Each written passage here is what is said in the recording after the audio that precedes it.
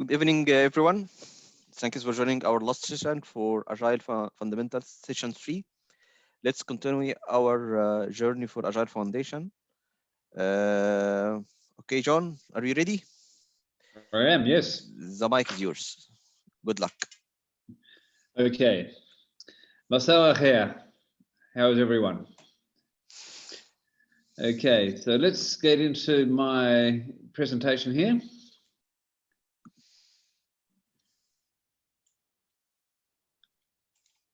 Okay. So today, I want to look at. Hang on, I just got all of my screenshots in front of me. Just give me one sec to get organized. There we go. So can you see my screen now? Yes, we do. So what I want to do tonight is to talk about Agile as an assembly of components or practices and the subcomponents. So if we remember back to the first talk 2 weeks ago, we mentioned that Agile is dictated by 4 values and 12 principles, and there's lots of practices that come out of that, such as SCRUM or DevOps or XP. And each of those practices are made up of micro practices or subcomponents. And some of these components you'll find in lots of different Agile disciplines, and some of them in a few. But one of the things I wanted to get to tonight is the idea of being able to understand some of these subcomponents. So, and by understanding the subcomponents and how they work together, we can get a better understanding of how Agile works and how the various different disciplines form. So the learning objectives for tonight is we want to look at just a few of these Agile micro practices. There are many, and I'll show you where you can find out a lot more at the end. And the few I want to look at is the first one is time boxing. And if you remember back to last week in the Cynefin framework, we spoke about enabling constraints. An enabling constraint is what we can do to constrain the system that will drive new outcomes and drive new combinations in complex environments. And so I want to look at time boxing because time boxing is used across lots of different Agile disciplines. We want to look at the concept of daily meetings and how short daily meetings and face-to-face interactions are so important to facilitate communication flow. Because Agile is about communication flow. I want to look at the concept of user stories and how Agilists use this technique as a replacement of the old requirements engineering process. And this is all about reducing those challenge projects. Remember when we looked at the chaos report last week, there was projects that failed and projects were successful, but a very large category for both Agile and Waterfall projects were the challenge category. And the challenge category was where the users weren't happy with the product that was delivered. And that happened in both Agile and Waterfall. And the use of user stories is a way to minimize those type of projects where users aren't happy with the deliverables. And finally, I want to look at the idea, the micro practice of retrospectives, which is the discipline of continuous improvement. So let's go. So the first one is time boxing. And so a time box, as it sounds, is a period of time where a person or a team works towards the completion of some goal. Now, this time box can be of any size.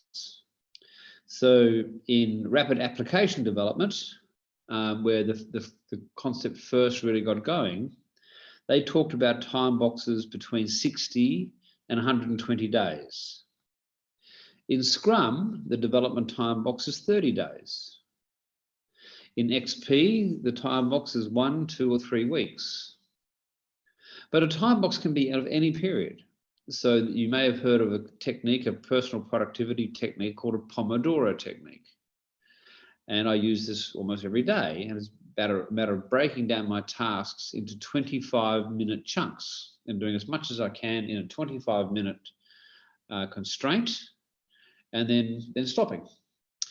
And so a time box is an enabling constraint, which is one of the practices or one of the components that are at the heart of Agile practices. So let's have a look at one of those time boxes from one discipline and from the Scrum discipline. So if we look at the Scrum time boxes, we'll see that there are 5 different types. So the first type is like a meta time box, and in Scrum, that's called a sprint. And the Scrum practice is an immutable framework.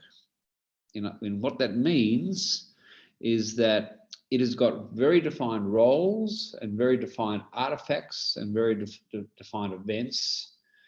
And if you do these things according to the Scrum cookbook, then you're doing Scrum. But if you're not doing it according to the Scrum cookbook, then you're doing something else. And something else is fine in the Agile world.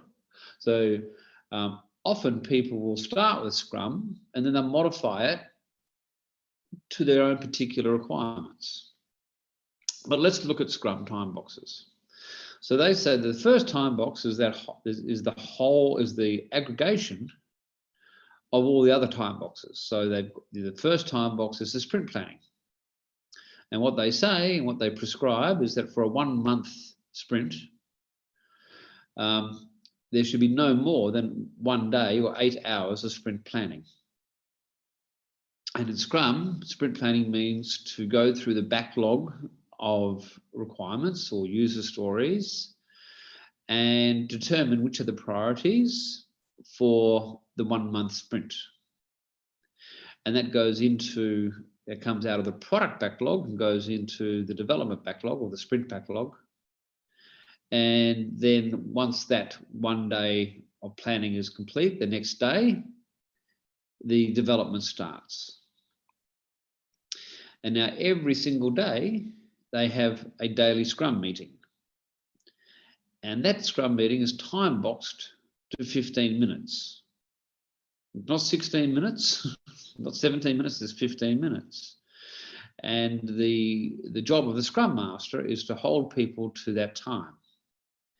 And this creates the discipline of efficiency to make sure that the meeting is held very efficiently on time, and it creates a cadence or it creates a pace of development, which is very important to Agile delivery.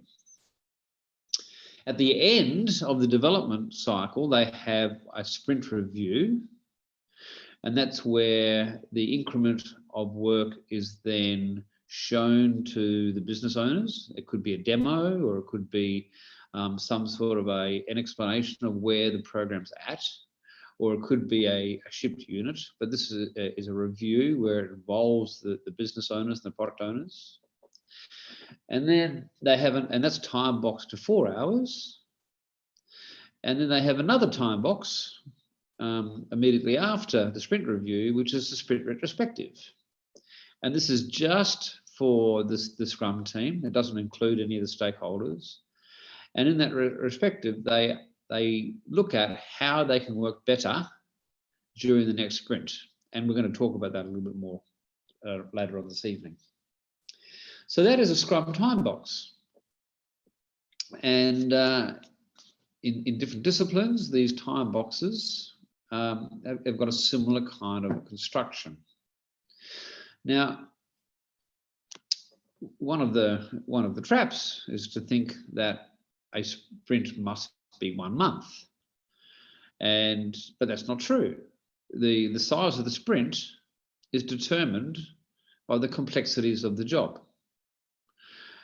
We might be able to ship an increment in much less than 1 month. Now we might decide that the next increment of code is going to take us just 2 weeks. And so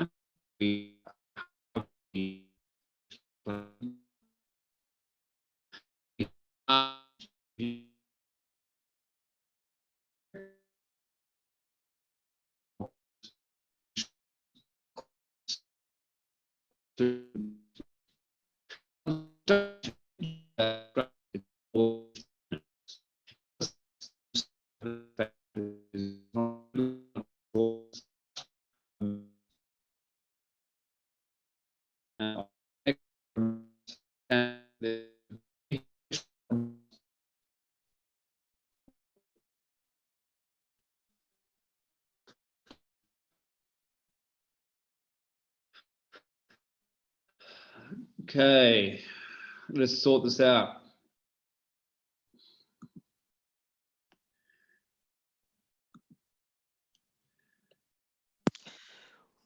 We can't hear you, John. It's okay Please. now. Yes, Yeah, I did. yeah, yes. I did have a notification come up. So, should I go back? Yes, yes. Please share your screen again. So, but should I go back? So, how long will it?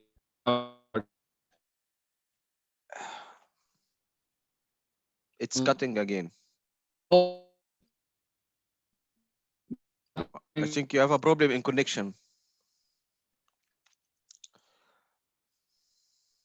Hello?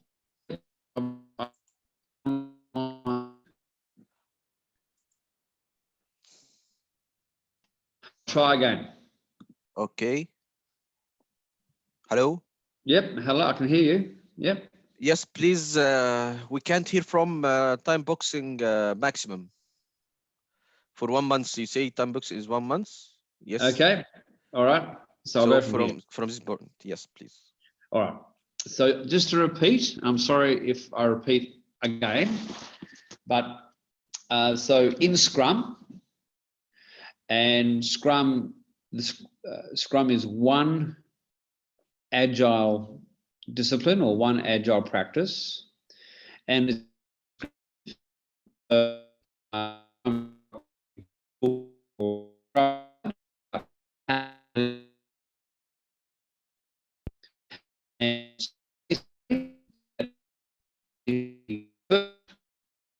John, do you hear me? John? Yeah. Can you change your connection? Do you have another internet connection?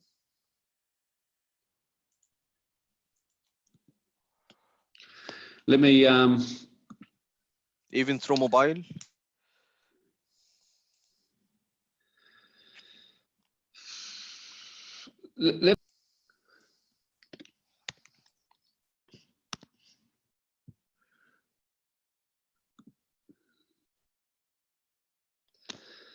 Sorry, just I just got to get out of there. All right.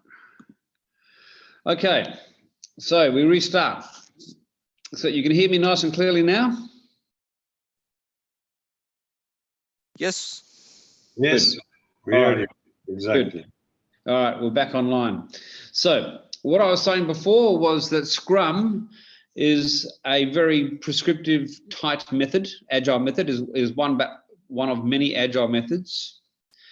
And many agile methods use time boxes. So XP uses time boxes, rapid application development uses time boxes. And so the Scrum time box, did you hear this before? Am I going over old ground or is this new to you? I don't know where I got cut off before. No, what we know is 1 week time to execute any task. That's all. Scrum is for 1 week to finish the task. 1 week. Okay, so with Scrum, its prescription is that each sprint is no more than 1 month. And if you're going to have a full sprint, a full time box of 1 month, then your sprint planning time box would be no more than 8 hours, a maximum of 8 hours. Your daily Scrum meeting would always be 15 minutes, time boxed. Your sprint review would be no more than 4 hours. And a sprint review is when you share your increments to the business owners and the stakeholders. And then the sprint retrospective is when you look at how well you worked as a team. That's no more than 3 hours. But if the increment that you're trying to develop during your Scrum sprint won't need a month, then you can reduce. Tell what's the meaning of retrospective? I will actually be going on to retrospectives. I'll be talking about a retrospective in about half an hour, actually.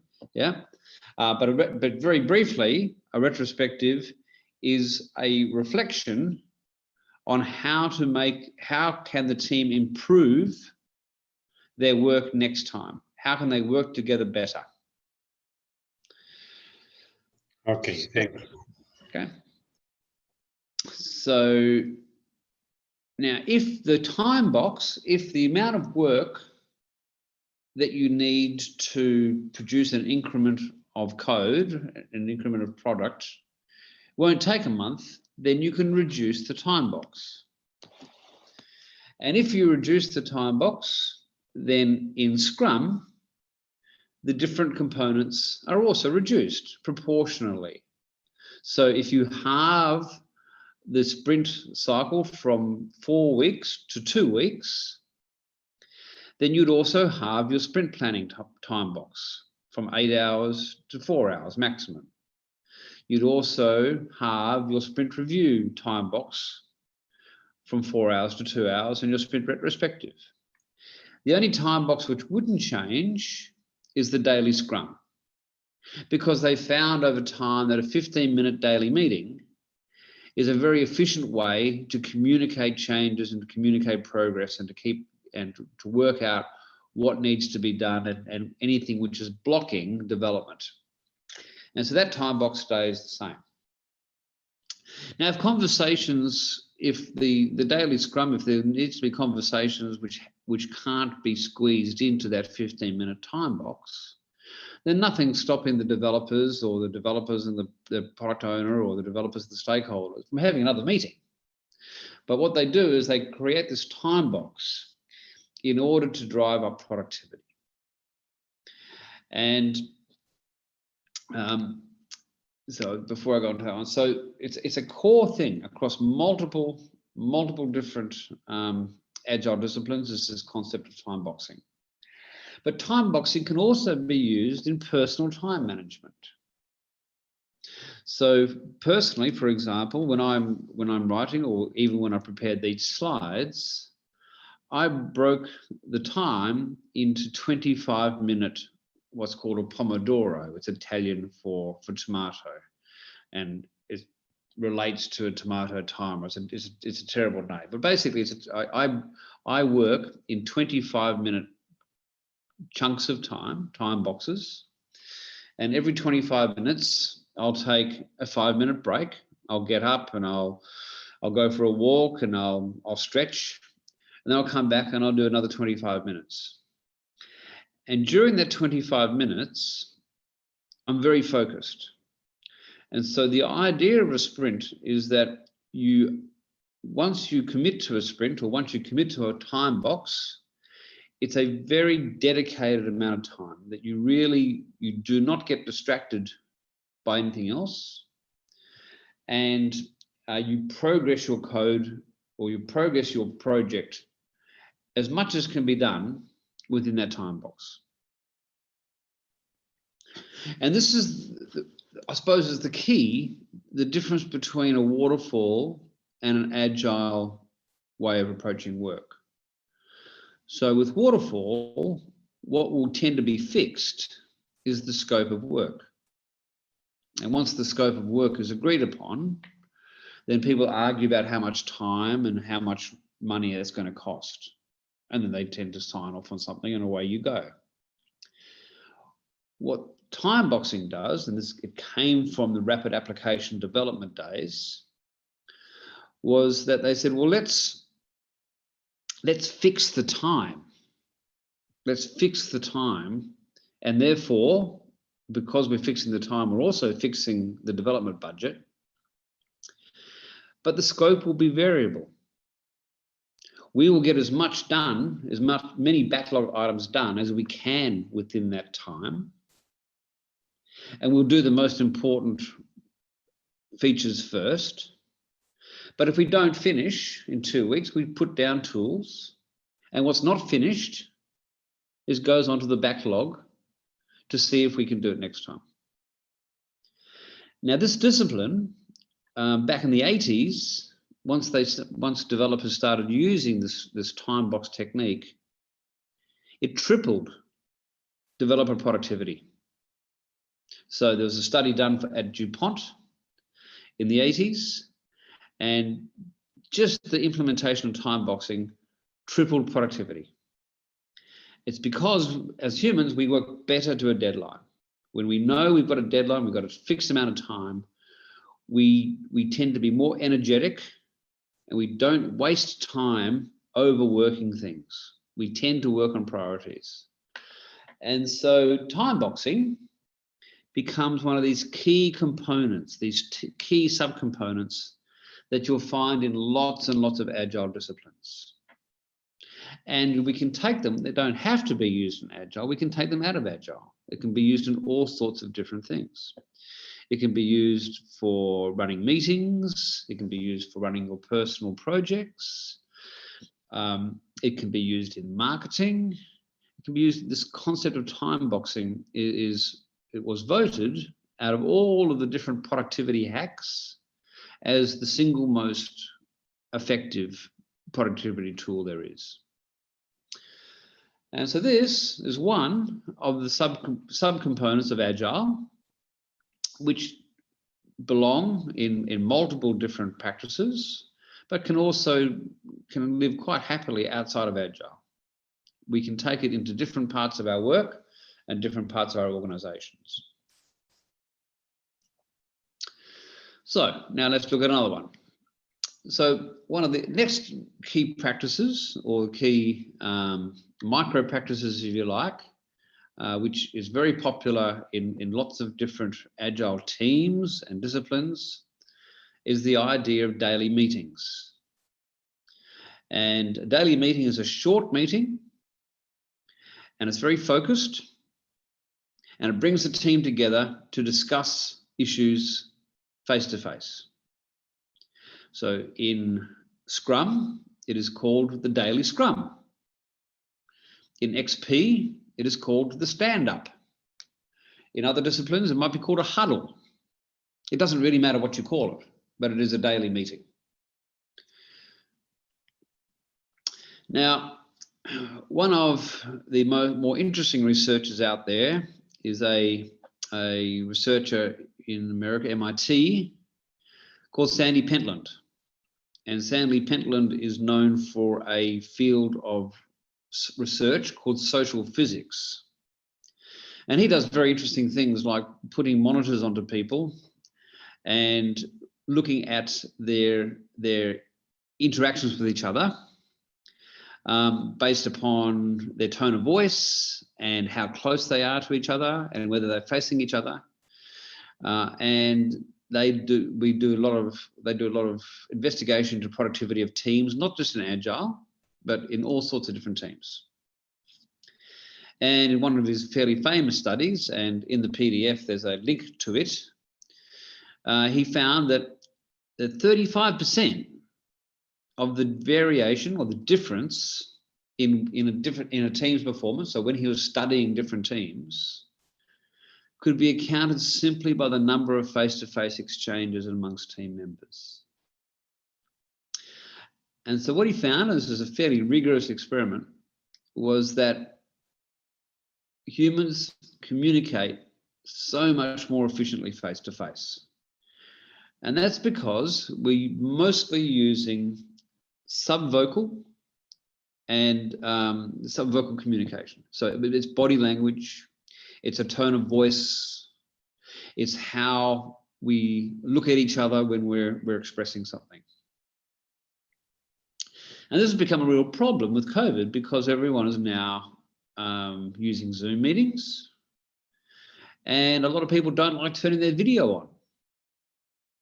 And so what happens is we are getting rid of the face-to-face communication that is so necessary for communication. And so one of the things I am doing with my work is I'm really trying to encourage people, and in fact, some clients are enforcing video communication. They're saying you must have your video on during meetings because it is more efficient to communicate this way. You know, get a background, get your own room, find a way so that you can make it via video. But 35% is a big number. It's more than a third of the difference. So, you know, if you go to any organization and say, how would you like to increase your performance by 35%? Everyone will say, yes, that'd be great. Well, increase the number of face-to-face exchanges. And if you remember back to the Agile Manifesto, one of the things we're trying to do is we're trying to increase interactions between humans and less documentation. So we want less emails, less PowerPoint slides, less Word documents or Google documents, and more face-to-face communications.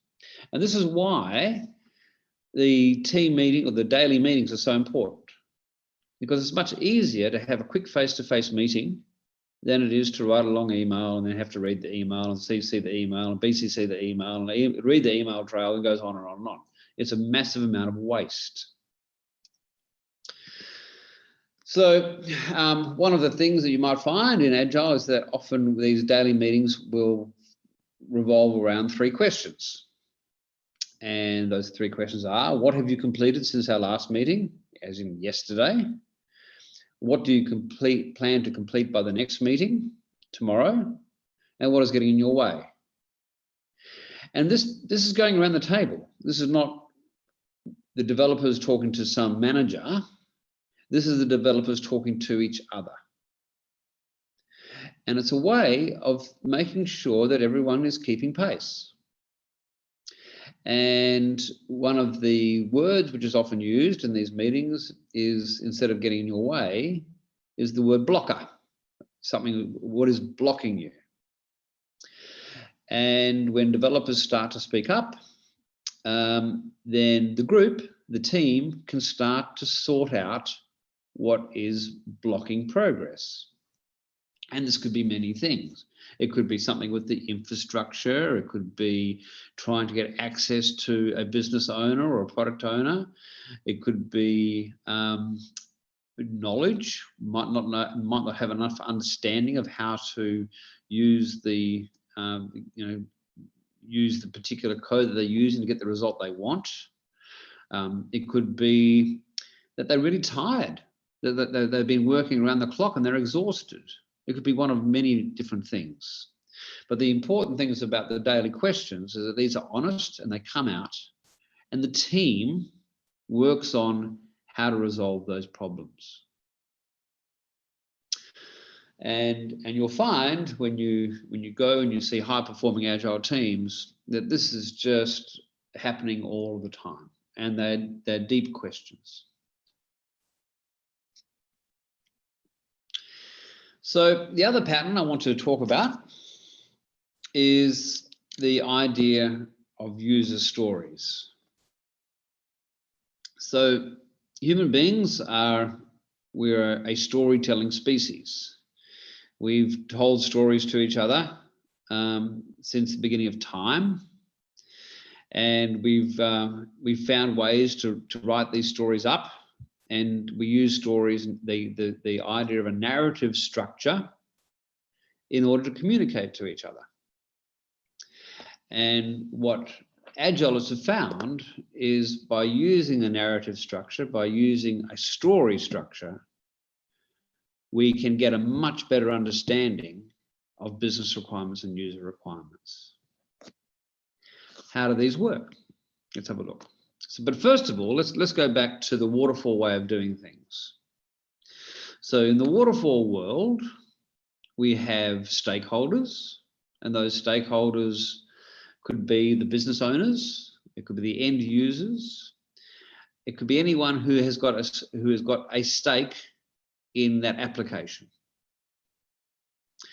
And these stakeholders will typically, in a waterfall environment, have a conversation with a business analyst or a data analyst or whatever it is, some sort of analyst that you need for the application.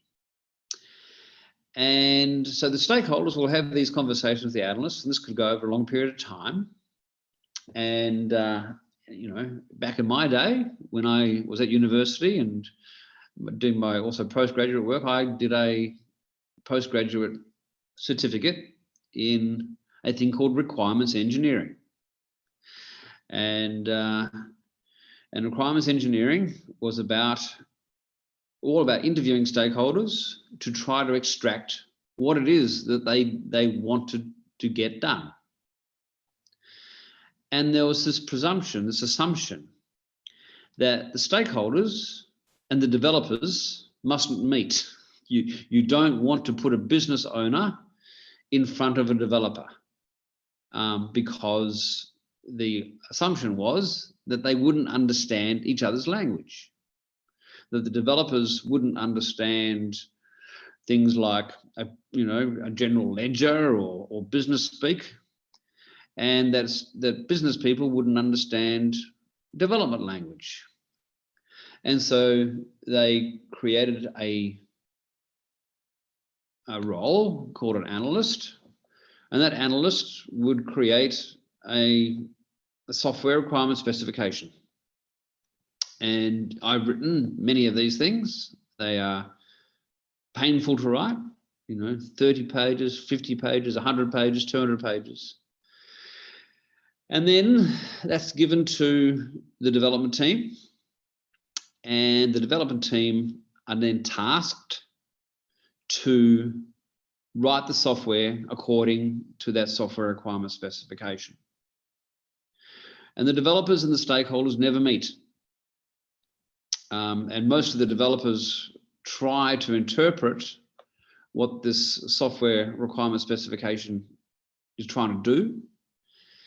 And they might go back to the analyst, and the analyst might go back to the stakeholders and for some clarification. But the information is contained in this very static, dry document, which is also turned into a contract. And then the developers create this, and then they deliver the piece of software or the application according to the specification. And this is where the stakeholders are normally very unhappy because it's not what they expected. And, whose fault is it? Is it the developer's fault for not understanding the specification? Is it the analyst's fault for not writing the specification clearly enough? Is it the stakeholder's fault for not articulating their requirements clearly enough? And if any of you have been around, and I'm sure that there's many of you have, some of the large ERP failures from SAP and whatnot, this ends up in courts. And there's been many, many very large legal cases where the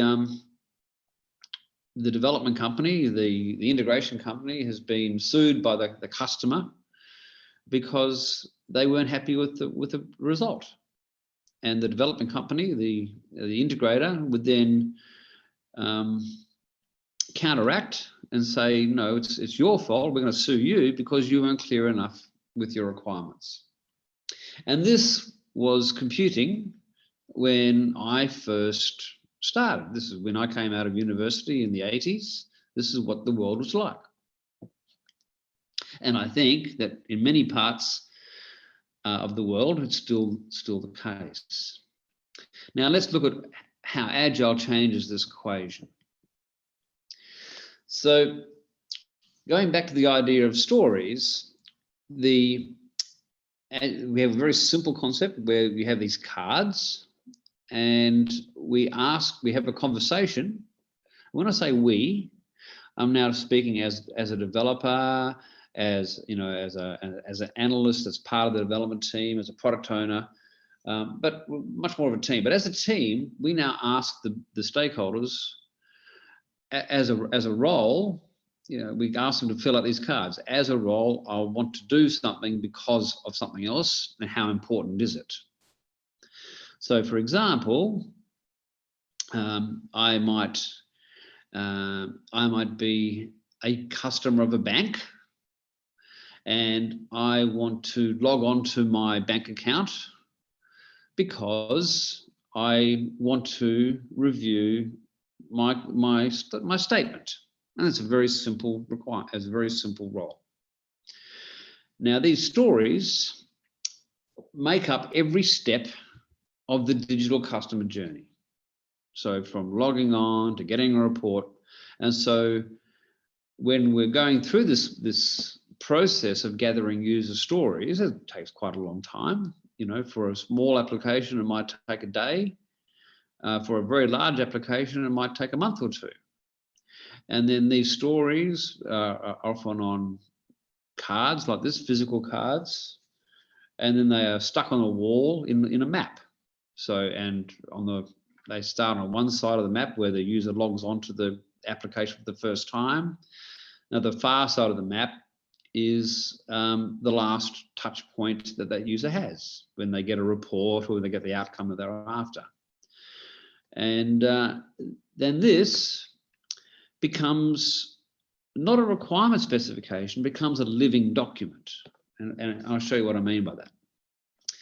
So what happens is we use these user stories as conversation placeholders or conversation starters. So I've got one there. As a current bank account holder, I need to access my account so that I can withdraw cash. And so the stakeholders and the product owners, the developers, are sitting around a whiteboard or a table having this conversation together. And the idea of the stories is not to write a software specification, is an idea to create a shared understanding between the developers and the stakeholders. And so the developers are asking questions of the stakeholders. They're saying, so do you have a limit of how much cash? How often are you going to withdraw the cash? What sort of security you want? And there's a two-way conversation. And so the big thing that Agile did is it got rid of this silo between the stakeholders or the users, end users, and the developers. And if you think about it, it makes a lot of sense because developers are engineers. And engineers are problem solvers. They like to solve problems. And they can communicate, believe it or not. They can understand what a general ledger is, or they can understand what a marketing campaign is for. Sometimes the stakeholders have to help the developers out with some specific language. But once the engineers and the stakeholders start to talk and start to use these user stories as a tool or a technique to be able to map out the requirements, things go much, much better. And so this concept of user stories, or this concept of being able to get close to the stakeholders, is very at the heart of Agile. There are very successful development companies, application development companies where I come from in Sydney. And they run a kind of an extreme programming sort of method. And they use a thing called mob programming, where several developers will be gathered around a screen. So not every developer's got their own screen, but you'll be one or two people coding, and then there's several developers looking over their shoulder, and they take turns. And they do not undertake a client project unless a business person from the client is going to be present during the entire development cycle. In other words, they are sitting in the room as the code, as the application is being developed. So the developer is going to ask questions in real time of the business owners. And this is about as extreme, as fast as it can get. But the key point is to eliminate this divide between developers and the stakeholders. The key is to create a conversation. And a lot of agile techniques and a lot of agile coaching goes into actually how to make those conversations flow properly, about creating rules and rituals around who can speak and how often. So if one person is always speaking, and you know, if we've got a team of 9 developers and one developer is always speaking and 8 people are silent, then we teach techniques to ask that person who's always talking to be quiet and to make sure that everybody's contributing. Because these developers often come from different disciplines. We might have, you know, a database developer, we might have a front-end developer, we might have someone who's from a security team, we've got an analyst type of person. Now, these people have all got different perspectives on the problem. And we want all of them to be able to have the conversations at the right time with the stakeholders, to ask them questions. And once this conversation occurs, it's not put away, it keeps going. So what would typically happen is you'd have a large user story workshop at the front of the project where you flesh out the idea of the application that the stakeholders want. And then the developers will start with that. They'll start with the high priority items, and then they'll keep talking to the stakeholders as more questions arise. Because remember, Agile is about being able to change, being able to open to new changing requirements and to welcome changing requirements even late in the day. Because what often happens is once the stakeholders actually talk about and to put the story map out on the board, they go away and they think about it and they wake up, you know, a few days later and a week later, and they come, actually, I think there's a better way of doing it. And so Agile invites them to come back and invites them to move these cards around or to change the cards. And this is one of these key subcomponents that are underneath lots of Agile practices. It's underneath XP, it's underneath extreme programming, it's underneath DevOps, it's underneath everything. This idea of user stories, or even if we're not going to use user stories, it's about creating these zero distance between the developers and the business stakeholders. Any questions so far before I go on to the next one?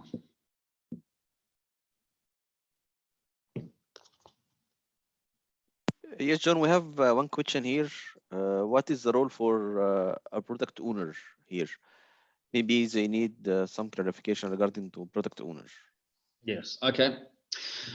So just to so these slides belong to a much larger slide deck that I use in my training. So this comes from a Scrum training one. So in Scrum, in this practice of Scrum, there is a role. It's only in Scrum. It doesn't, and the role is called the product owner. Sorry, it's not only in Scrum, it's in other practices as well, but in Scrum it's very specific. And the job of a product owner in Scrum is to be in charge of the backlog. So if you think of an application, all of these user stories, they can't do everything, right? The users, we don't have enough time and budget to do everything. So we have to prioritize. And these priorities go into a backlog. And then someone has to decide what the most important items, the most important increments of code or the most important features are to work on next. And in Scrum, it's the product owner's responsibility to prioritize that backlog. So what they will typically be, they'll have one foot in the developing team, and they'll have another foot in the business. And so they have to understand what's important to the business, what features are important, and they have to then say to the developers, this feature is more important than that feature. And that's in Scrum terms, that's what a product owner does. And when you get the slides, you'll see that one of the links, I'm not too sure which one it is, but it links to the Scrum Guide. And if you go to the Scrum Guide, it's a short document, and it tells you very, very precisely exactly what the job of a product owner is. And so you can go to scrum.org/guide, and it'll be there, and it's very, very specific. And so when I have product owner there, it's just because I've grabbed this slide from one of my Scrum training slides. It doesn't necessarily have to be there. Okay.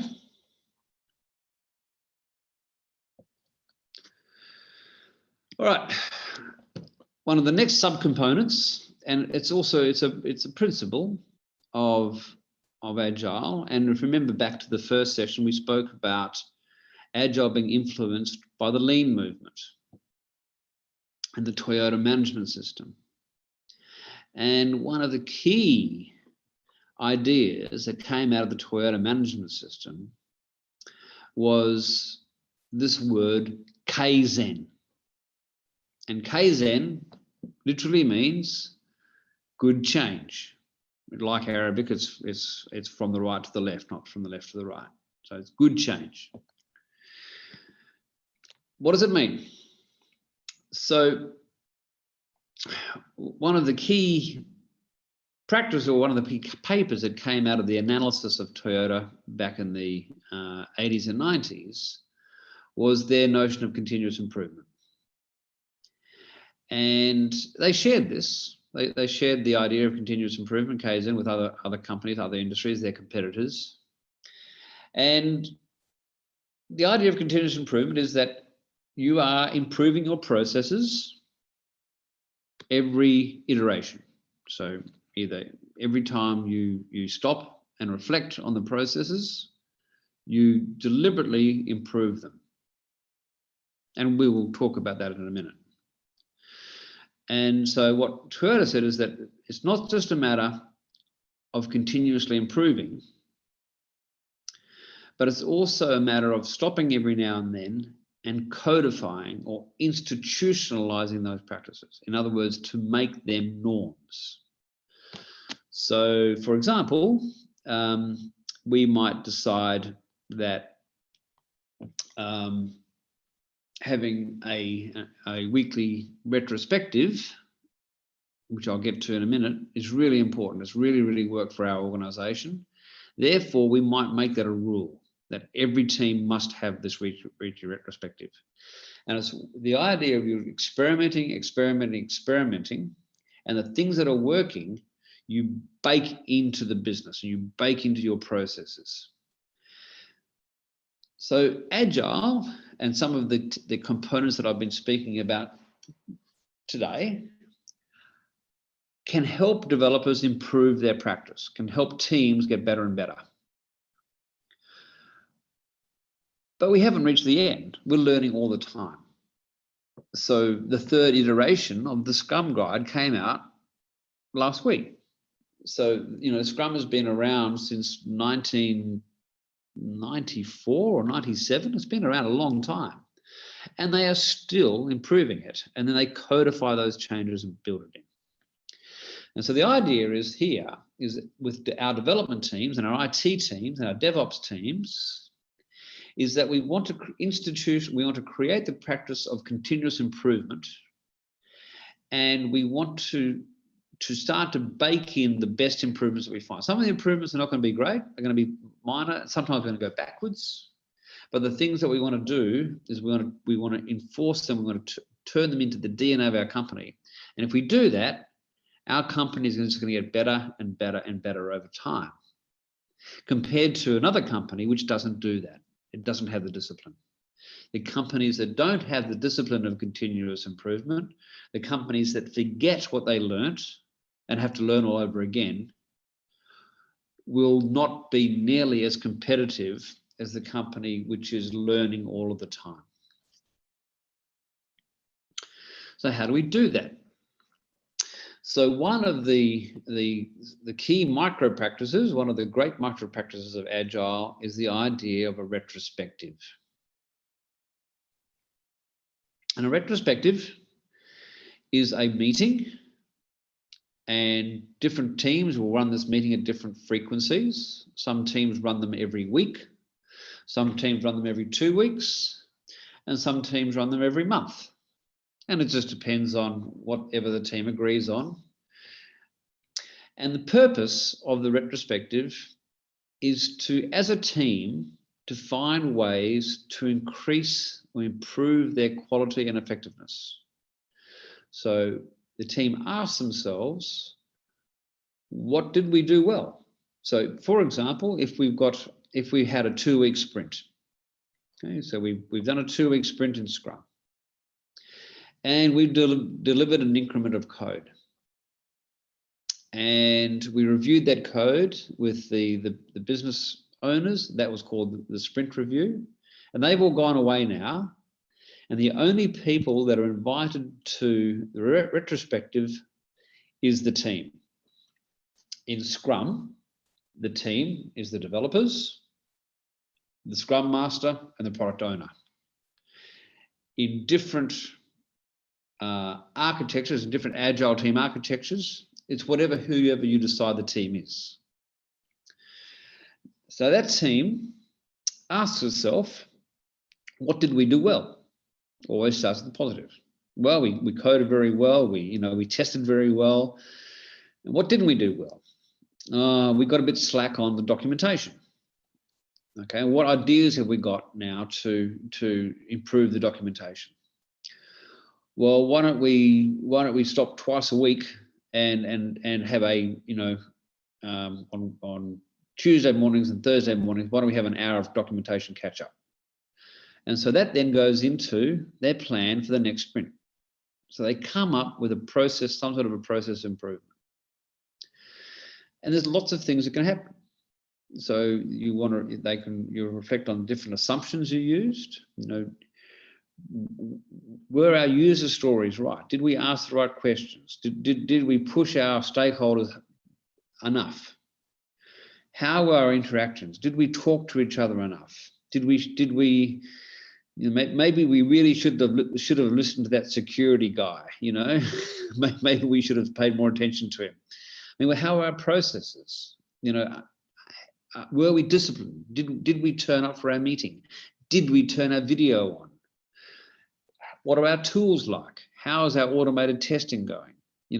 Should we go to the business and ask for better tools?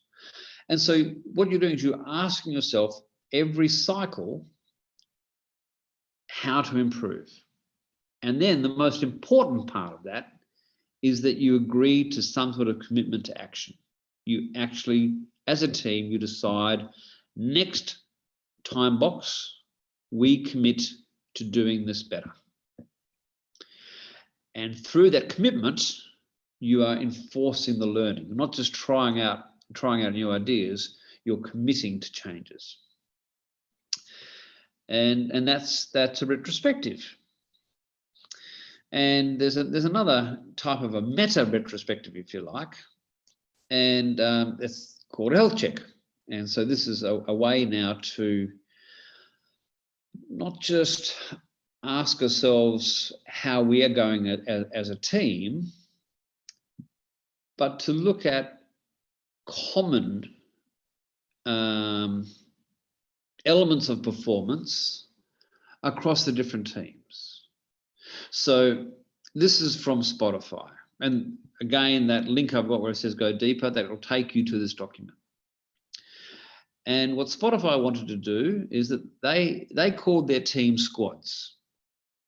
Okay, so they had squad 1, squad 2, squad 3, squad 4, squad 5, squad 6, and squad 7. And they said that what we want to do is we want to create a standard set of health checks that we want to reflect on every, I can't remember if they checked on this every week or every 2 weeks or every month, I can't remember, but each team, each company does it slightly differently. And this is a type of a retrospective, but the retrospective is looking at not just the particular code and how they went the last sprint, but they're looking at how they're working as a team holistically. So in this particular example, they decided that all teams, they wanted to find out whether that team had the right support. So was the team getting the right support from the business in terms of, were they trusted? Were they getting access to the business stakeholders? They asked themselves how well their teamwork was working. They asked themselves, now this pawns or players relates to the concept of autonomy. So they were asking themselves, were they able to work autonomously without centralized control, or was some manager telling them what to do? So if some manager in the business was telling them what to do, a project manager or a business line manager, then they were a pawn. If they were able to just get on with the job of developing the application, then they were a player. Now, just to explain those symbols to you. So the green dot obviously meant good. And the yellow dot meant not so good, but not terrible. And the red dot meant we got a real problem here. And the little arrow was a trend. So if there's no arrow, there was no change from the last health check. If there's an up arrow, it means that we even did better than last time. It's improving. And if there's a down arrow, it meant that things are going badly. Now, this particular example, there's no down arrows, I don't think. No, there's none. Yes, there is. There is. In squad 1, there is. So then I'll keep on going down because it's quite a good example. So the mission was, did their teams understand what it is or why they were working on this particular feature or this particular release? Because it's important to understand not just what you have to do, but why you're doing it. What was the health of their code base like? Did it have a lot of technical debt? Was the documentation being kept up to strat? Was it buggy? Did they have suitable processes, suitable agile processes? Were they delivering value? In other words, did they really feel that they were helping the business users and end users? As a team, were they learning? Were they learning more about the business, more about coding, more about their particular, how to work together? Were they working faster? Was the code easy to release? And was it fun? Did they have a good time? And this health check, then the standardized health check, which was a sort of retrospective. So in other words, they have 2 retrospectives, so a retrospective about the particular work, and then they have a health check retrospective. And then this tells you a lot of patterns. So for example, we can see in team 2 or squad 2, it's mostly red and amber, which means that they probably need some coaching. They probably need an agile coach to go in there and help them sort things out. And then you could have a look across the organization, and if you can see the health of the code base, only squad 3 had a good code base. Everybody else's code base was not so good or bad. And so that begs a question saying, well, why is that? So the organization should get together, delegates from each of these squads could form a committee or a meeting or a team to work out how to increase the health of the code base across the organization. And the same with the easy to release. So this was, goes into the realm of DevOps. So if it's not easy to release, then we need to have a chat to the operations people to see what sort of automatic releasing we can do and automatic testing. So the important thing is that this is done regularly, that these are done, these are disciplines. So a work retrospective and a health retrospective are disciplines which teams do with the idea of creating constant improvement. So I've spoken about 4 different sub-practices, and there are lots. So this is the Agile Alliance, and the Agile Alliance is the peak body that contains the knowledge of what's considered agile. And each of those dots is a URL, and each of those things you can go into find out more about. So we've tapped on user stories, we've tapped on 4 things, and there's lots of things to go. And you can see the coloured lines refer to different disciplines. So the red line refers to SCRUM, and the green line refers to DevOps, and the purple line refers to extreme programming. And a lot of these subcomponents overlap. And this is not definitive. This is not, we're not trying to say that if it's not on this roadmap, it doesn't belong in Agile. It's changing all the time and developing and growing all the time. And the thing I wanted to really make sure that you understood is that these micro practices or these components can be pulled out of one discipline and used for another. There's no reason that you have to follow the Scrum rulebook. There's no reason that you have to follow the extreme programming rulebook. You can look at the particular challenge that your organization and your teams are facing, and you can pull out these subcomponents and create your own kind of version of Agile. It is completely fine. It's actually encouraged. So really that brings me to the end of my introduction to Agile processes and Agile. It's we've done a lot in 3 hours. Just to reiterate, and we want to say 3 hours over the 3 weeks, just to recap what we've been speaking about today, is to use the concept of time boxing in order to increase productivity in no matter what type of discipline that you're working in. Use short 15-minute, 10-minute daily team meetings in order to improve the communication flow. And if you improve the communication flow, you solve problems and you develop solutions a lot faster. Use user stories to create a shared understanding between developers and the business. And that is where most things go wrong. Out of all of this, if we really want to improve IT, we need to keep working and improving this idea of shared understanding between the business and the people and the delivery people. And user stories go a long way towards that, but there's so much more that needs to be improved in this avenue.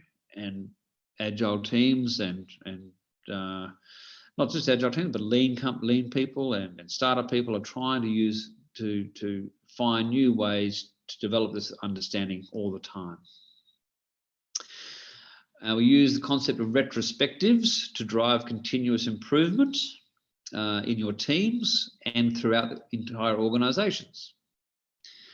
And the key thing about Agile is it's a matter of keep exploring, keep improving, and keep learning. I'm learning new stuff all the time. I've been doing it now for over 20 years, and there's still so much. We do not yet have a perfect system. We are still learning. So with that, I'll open the floor to questions, and Look, this will be the last time I speak to you. So, if you're working in an organization, just so you know a little bit about what I do. So, I make a living out of doing agile coaching at enterprise level, going in and actually helping teams who may have started with agile, but it's not really working for them, to get it working for them in their particular organization. Doesn't matter what discipline it is, XP, DevOps, Scrum, doesn't matter. Often that means that we have to create in-house training and development, and you've seen some of the slides and you get a taste of what that's about.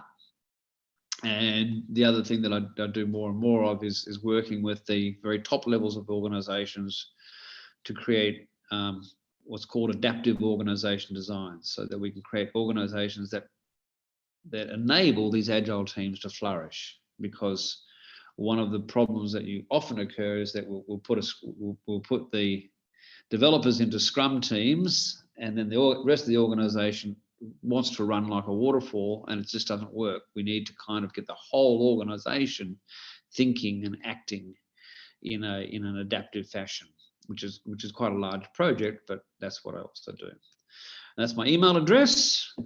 And I know that some of you have already linked in, and I don't know if there's been some Twitter people, but I'm pretty active in terms of both of those social media channels. And again, I thank you for your time, and I open up to questions now.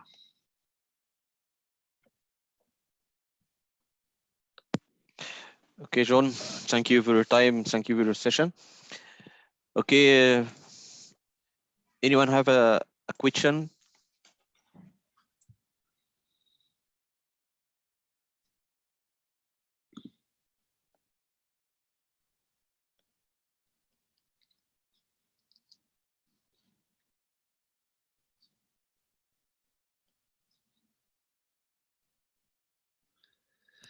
We've killed them. I don't think there is any more questions so far, and I would like to take this opportunity to really deeply thank you. Thank you so much, Mr. John. Thank you so much, Hisham, for such a richful and a grateful opportunity to know you and to feel, that face to face. I read about you, and it's a pleasure having you, sir, and it's really a pleasure to be part of this great event. I have nothing else to say, just my appreciation. I hope to be one of your friend in LinkedIn, and I'm looking forward to, inshallah, get engaged in the future, or maybe, gonna get in touch. And I don't think it's end of the story, it's just the start. And looking forward to get your always good news and excited news, sir, always. And thank you so much, Hisham. It's been a pleasure. And thank you, everyone. Welcome, Sam. Thank you. God bless you all, and good night. Thank you so much. Shukran jazilan. Thank you. Thank you. Assalam.